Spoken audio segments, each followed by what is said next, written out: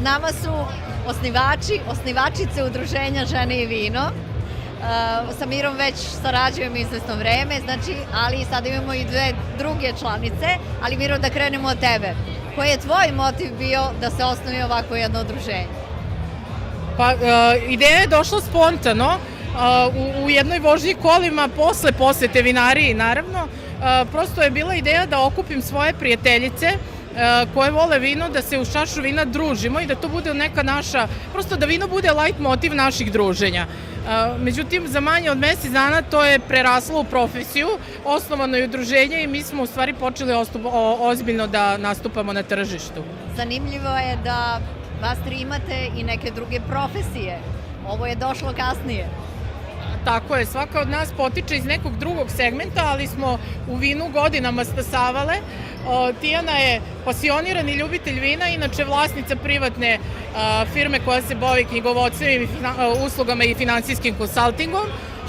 Goca godinama radi u turizmu, sada već više u ugostiteljstvu, u tom nekom segmentu turističkom, pa je njoj vino vrlo blisko profesionalno, tako da smo negde tu našu kopču zajedničku, tu strast prema vinu našle i udružile se kao osnivači ovog udruženja, koje naravno okuplja mnogo više članova od nas tri, ali vi sad evo imate sreću, retku privilegiju da nas sretnete sve tri zajedno na jednom mestu. Ja sam ljubitelj vina, od uvek bila, i ovo je neki logičan sled bio te ljubavi da se prosto proširi ljubavi na profesiju i da postane, pored hobija, i eto, izvor zarade. Ova priča o vinima, koja je kod nas zadnjih godina, 10, 15, 20, da kažem, počela da se dešava, nešto što meni jako prijalo.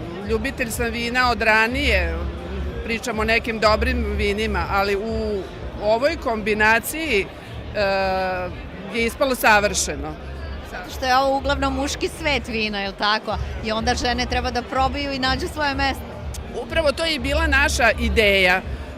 Uglavnom se vino podrazumevalo uz taj neki muški svet. Zašto? Mislim, danas ćete vidjeti da žene, gde god da izađu, vrlo često, da ne kažem uglavnom, piju čašu vina.